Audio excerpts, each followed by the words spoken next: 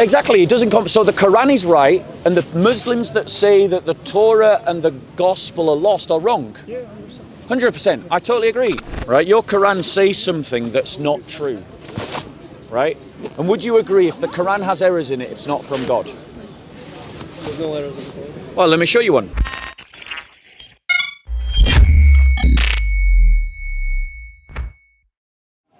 No, no questions. Nothing. Okay, right then. In that case, I've got a question for these two. How are you doing, guys? You all right? What's your name, bro? Elias. Elias and Ahmed. Herman. Yeah. Nice to meet you. My name's Bob. So, you've seen me. I have a question for you. I have a question for you. Nice, Bob. I'm always nice. I have a question for you. In terms of what Muslims believe, who did Jesus get sent to? To the Christians. To the Christians. Yeah. There were no Christians before Jesus. To the Jews. To the Jews, right. And then what did Jesus bring to the Jews according to Islam? What do you mean in terms of? What revelation did he bring to the Jews? Jesus died on the cross, right? We're just having a conversation. Don't be rude. Is any knowledge? Yeah. What did Jesus bring to the Jews? Yeah. He told them there's only one God. He told them like. What revelation did he bring? The Bible. He brought the Injil. The Injil. Right. He brought the Injil. The Bible. That's why I said the Bible. Yeah. Well, the Bible is Torah, Zabur, and Injil. Okay. So we can't say Bible because we're talking about what Islam teaches, not what Christianity teaches. Okay. So if Jesus went to the Jews and he brought the Injil, what does the Quran call the followers of Jesus? The followers of Jesus. Yeah. What does the Quran call the followers of Jesus? Not sure. Calls the people of the gospel. People of the scriptures. He calls them Christians. Right. So if the Jewish followers of Jesus are called Christians, and those Jews are meant to follow the Injil, why does the Quran tell Jews to follow the Torah if the Torah has been replaced by the Injil? The Quran says to the Jews, follow the Torah. Yes, after he sent Jesus to the Jews. After he gave Jesus the Injil. I'm not sure about that verse you're talking about. Would you like me to show you? Yeah. Sure. It's totally fair. Now, would you agree? I'm not saying it's wrong, but I just want to see it. Yeah, sure.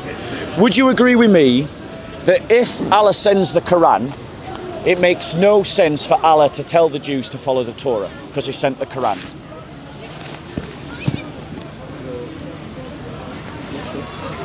Well, I mean, logically, am I supposed to follow the Bible or am I supposed to follow the Quran? If you're like, what do you mean? As in, Well, from a Muslim perspective, am I supposed to follow the Torah or am I supposed to follow the Quran? the Quran, because it's The Quran, right. So now use that same logic. You think I should follow this book. So does it make sense that when Allah sends this book, he tells the Jews to follow the Injil, he tells the Christians to follow the Injil and the Jews to follow the Torah. Does that make sense? yeah, Does it? Doesn't, does it? kind of. He said, so for the Jews they have to follow the Torah, Yes, and the Christians follow the correct. Injil. So who should follow the Quran then? Muslims. Muslims. So that means if we're saying that, that means that I shouldn't follow the But Quran, right? They should no, you should keep searching, find knowledge. Right. So should I follow? It might look like other books, like So should I follow the Quran or not? you should. Right. You should read it and see if it's. So use your logic. I'm just asking you to think like reasonable human beings. You're not meant to follow. Just read it, like find out, like research. No, I'm just asking as a moral fact. Should I follow the Quran or should I follow the Torah or should I follow Christian, the I Injil? don't think you should follow. So as a Christian, you agree that I shouldn't follow the You should Quran. see if it's convincing. Okay. Let me just show you the passage that I'm talking about. Okay. So in Surah 5:43, right? In Surah 5:43, it says this, okay? Right? This is Allah speaking to Muhammad, speaking to the Jews. Yeah, this is the Quran. It says this, but why do they come to thee, that's Muhammad, Why do they come to thee for a decision when they have their own law, which is the word Torah, before them? Yeah? Therein is the plain command of Allah, yet even after that they would turn away, for they are not really people of faith. Can I just read this? Yeah, of course.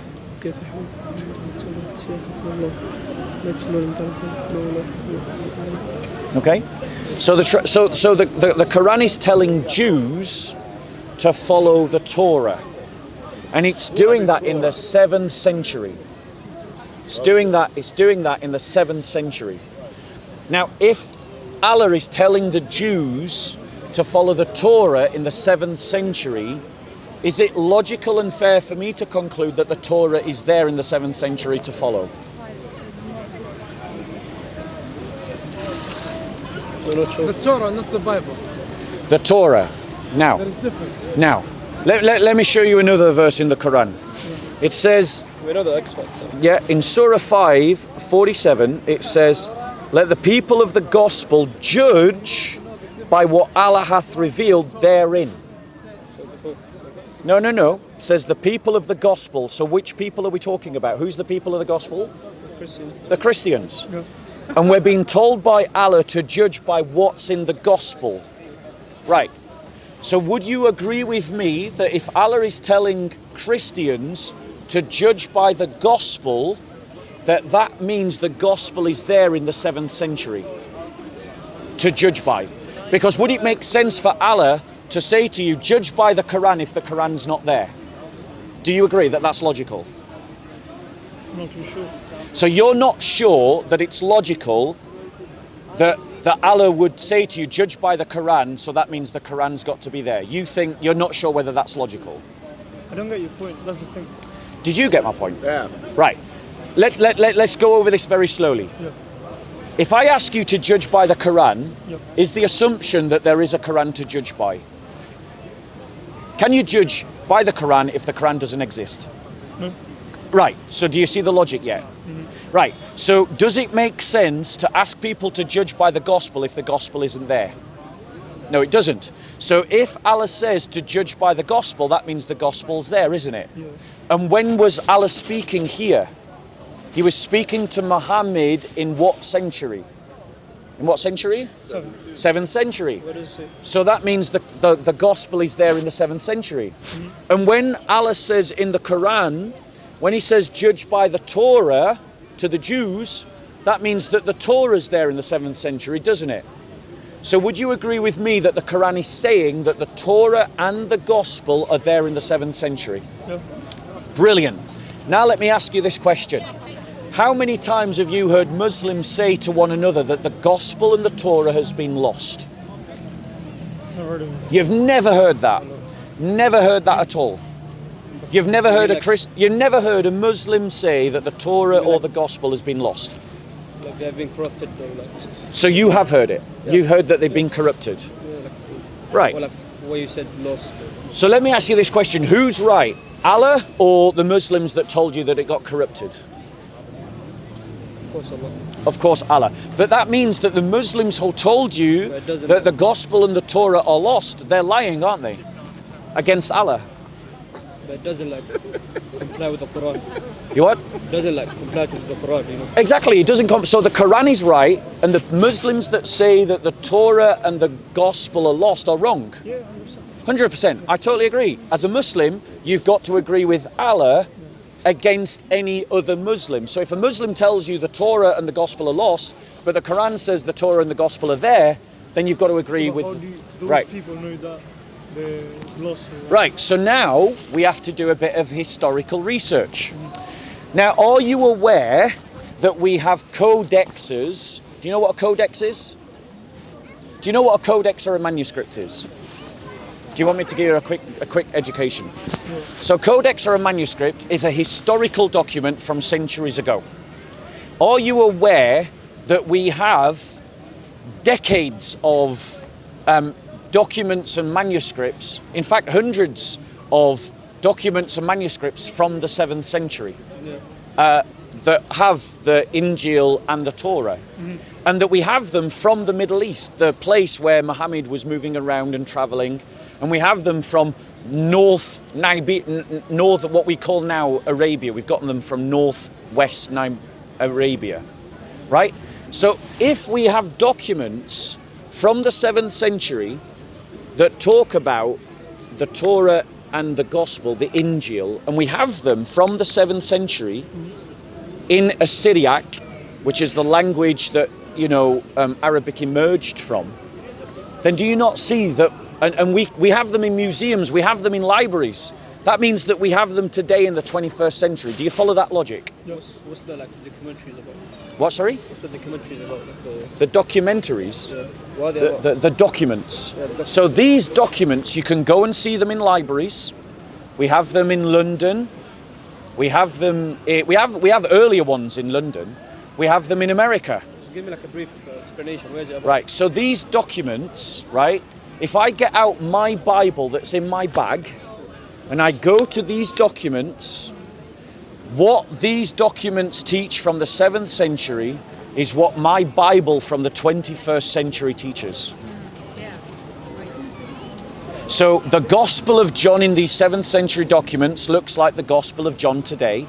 The Gospel of Matthew, Mark and Luke look like the Gospels from the 7th century, look like the Gospels of Matthew, Mark and Luke today. And their theology is identical. Nothing changed. Not changed, not lost. So, and here's another thing that's going to blow your mind. We actually have documents of the Bible that predate the 7th century. Did you know that we've got Bibles in London? We've got Bibles in London. You come, stop being an irritable troll. Child, go away, child. Go away, you troll. Go away, you child. So, sorry about that. You just find some rude people here. So, if we compare, you go to the British Museum today, the British Library, you can do this today. You can literally go from here to there today and go and look at the Bibles that are inside the British Library from the 4th century. They're in Greek. They're in Greek. No, I think they're both in Greek, but one might be in Latin. How do you know if they're translated to... Let me finish. And go and compare those 4th century Bibles to the 7th century documents to the 21st century Bible, and they're all the same. Matthew is Matthew in all of them. Luke is Luke in all of them. Mark is Mark in all of them. John is John in all of them. Which means that we have historical evidence from the 4th century, the 7th century, and today, as well as the witness of your God, showing that the gospel has not been lost. Not been lost. Did you hear that? Not been corrupted. Not been lost. Now you wanted to ask a question. Go on. You said the Bible like in the 4th century in the museum. Yeah. They're in Greek. Yeah. I think so, yeah. And now they're like in English. So you guys follow in English now. Yeah, what's wrong with that? And how do you know if it's like translated correctly? Right. Brother, if you go to Have you seen like a Greek? I'm going to reply to that. If you go to any of the Dawah tables that are around this park, they're giving away English Qur'ans. Should they be giving away English Qur'ans? They come with translations. No, you go and look at the Qur'ans that are given away by Muslims. They don't have the Arabic in, they just give away the translation. Should they be doing that? I'm not sure. Right. My point is, if Muslims can give away translations, why can't Christians give away translations? You haven't answered my question. You basically just answered. Right. You answered me with a question. So maybe I missed your question. Say your question again. I said the Bibles before they were in Greek. Yes. The New Testament. Yes. How do you know if they're translated to English like correctly? Okay. So how do we know? Have you seen like a verse? Yeah. So let's look at that. How do we know? Because just as you've got Muslims who translate the Qur'an into different languages, so we've got Christians who translate the Bible into different languages, and linguists. Here's the difference. Otherwise, I wouldn't understand. If I go reading Quran, Bible, I don't know Quran. Let me answer his question, because the thing is, when the Christian linguists translate the Bible, they work in committees and groups. So one academic is checking another academic's work. But you go and look at how Muslims translate their Quran. It's just one person translating the Quran into English. There's no peer review. There's no academic checking academic. You know, Yusuf Ali does his translation. This Muslim does that translation. But we have memorized our books. We know if it's like correct or wrong. So let me ask you this question, right? Arabic is the language that you say Allah revealed his book in, right? Why should I bow down to the Arabs and say that the Arabs and their language and their culture is better than mine? Why can't, is your God not, is he not able to speak in English? He is able. He can So do anything. if he can do anything and speak in any way, why can't he reveal his revelation in any way? He sends prophets for the purpose. And who's the prophet to the Anglo-Saxons, which are my people, my tribe? Who taught my people, the Anglo-Saxons, monotheism? No, I don't There have was that much no knowledge. prophet in Islam. There was no prophet of Islam that came to the English. We have the same prophets coming. No. Moses, Jesus, they came to you guys. Let me show you a promise that's in your Quran, because you've got a problem here, right? Your Quran says something that's not true, right? And would you agree if the Quran has errors in it, it's not from God? There's no errors in the Quran. Well, let me show you one. Let me show you one. I don't have that much knowledge if you're testing me. That is, don't worry. I'm not trying to catch you No, out. I'm just trying to you're not ask an you to expert. think logically. I'm just trying to ask you to think logically. That's all I'm doing. Brother, can one of you Google where Allah says he sends a prophet in his own people? Just let me see if I can find it. Bear with us 1 second. 1636, it says this: "For we are assuredly sent amongst every people." Now, you know that the Saxons have our own history, our own language, and our own culture. Very barbaric, very violent culture. That's why we conquered the world, right? But we are a people. Never sent a prophet to the Anglo-Saxons. We know our history. How do you know that? How do we know that? Because I know it amazes Muslims, but you're not the only students of history. We have our own history, guys. Yeah, so You know, Arabs aren't the only ones that have a history. I know that's shocking, but it's true. So you're saying they haven't been like It's no never- one would. You know the people that were Christians. The Christianism to the English were Christians. People like Saint Augustine, Saint Cuthbert. You know, who were the Celtic saints? Not Saint Patrick. He actually went to the Celts. Though ironically, Saint Patrick is an Anglo-Saxon saint who. So it was Christians that taught the Anglo-Saxons monotheism. But your prophet says this: "I'm holding your God to his promise." It says, "For we are assuring you." He's saying definitely this. With the command, serve Allah and eschew evil of the people who will come, Allah is guided. So if he's sending a prophet to the English, what language would that prophet speak? English. Brilliant. There you go. You can do logic. So the reality is that we know our history. Go and read Bede. Do you know who Bede is? He's a historian that tells the history of the English people. And what does he say? He says that the until church taught Christianity, and then came to the worship of one God. JC, where's he gone? Where was the other verse? 14 what? 14:4. Let's right now. If your Quran says something that's wrong, right? Would you agree that it's not from Allah?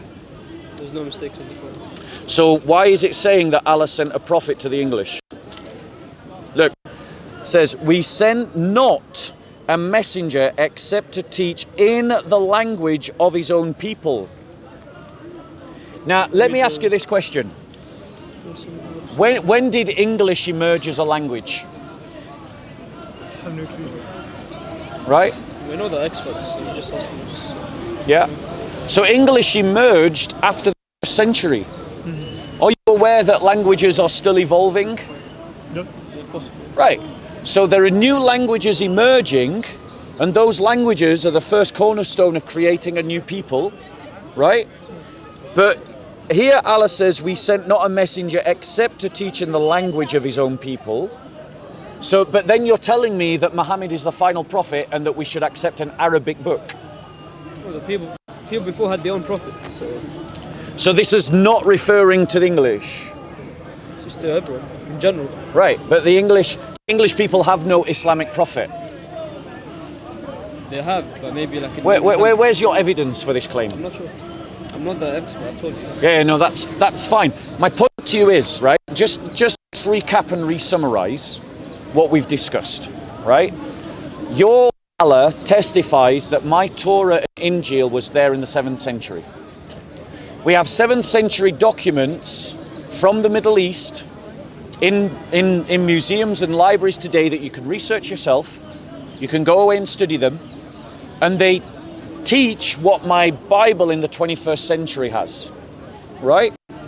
And you can compare those 7th century documents and those 21st century documents to the 4th century documents that you can find in the British Library today. Yeah, in the British Library today. Yeah, and you find that 4th century, 7th century, and 21st century documents all line up. Which means that when your teachers say the Torah and the Injil have been lost, they're lying to you, and you have to decide what to believe in. But here's the final crunch. I've seen some verses that you said 4th century, the Bible in the 4th century, and now they're the same. They're correct. They correct each other. So they correct each other in what sense? Verses, yeah. I mean, like the meaning, the translation is right. That's what I'm saying. Yeah, it's accurate. I've seen some verses, but not like full Bible. Yeah. You see, the thing is, I want to tell you that your da'i and your teachers in the mosque, they're lying to you. They are literally lying to you, and you need to think for yourselves. You need to think for yourselves. You know? And so, obviously they have more knowledge than us. We try to learn for them. Yeah, but what I'm saying is, if a teacher is telling you lies, then maybe you shouldn't learn them. It's not lies. Right. So here's how you can know. What do you mean by lies? Yeah, like, as in they are. So you stated, There's two kinds of lies: a lie that comes from ignorance and a lie that comes from deceit. Just name one lie. Right. So here's a lie. Here's a lie. Right. so Here's a lie. Here's a lie that Muslims teach you in the mosque that is not true. That we as Christians have lost our Bible, it's been corrupted and can't be trusted. That is a lie. That is a lie. We don't speak about other religions. Your scholars do all the time. The da'i in this corner do all the time. Mosque. Yeah. The mosque we just like we talk about the teachings of the prophets. And Yeah, stuff like yeah. So when Muslims make this lie, they've got to prove it. And what do they go to when they try and prove it? They go to what's called textual variance. Now, I'm guessing you guys are students, right? Yeah. Right. If you wrote a 2,000-word essay, and I came along and I changed a couple of words, but the words that I changed didn't change the meaning, would you agree that even though... it's changed. But just do this thought experiment with me, right? If I changed the essay, but none of the changes of the essay changed the thesis of the essay, would you... Sense. You still changed it. No, you're not thinking logically. Because remember, I know this shocks you guys, but you're not the only ones that have ever studied anything. If someone... Is the Quran changed is the Quran ever changed? What you see, can I... You see, the thing is, bro, what you're doing right now is you're jumping on this word change, and you're ignoring the point that I'm making. No, I get your point, but... No, what is my point? What is my point? You said you You did it. said that, so if I write an essay, yeah? So if I write an essay, the meaning I'm writing, yeah? I get your point, but... So what's my point? Could you say it? There you go. You didn't listen. I do know you No, you didn't listen, because what you heard is you heard the word change, and then you jumped to that word. That proves something. They're different words, but they're the same So meaning. let me make my they point changed it. again. Okay. Let me make my point again. Let's say you write an essay, right? And I come along and I change, your tutor comes along and he corrects a couple of your words. He changes your words. Because say you put the wrong there in, you used T-H-E-R-E rather than T-H-E-I-R, right? Has he changed the thesis or just changed the words? Just words. He's just changed the words. Would you agree that the thesis remains unchanged?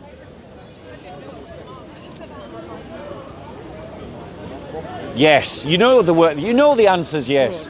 bro. So my point, now that I've proven my point to you logically, that when Muslims talk Why about, would it be a change?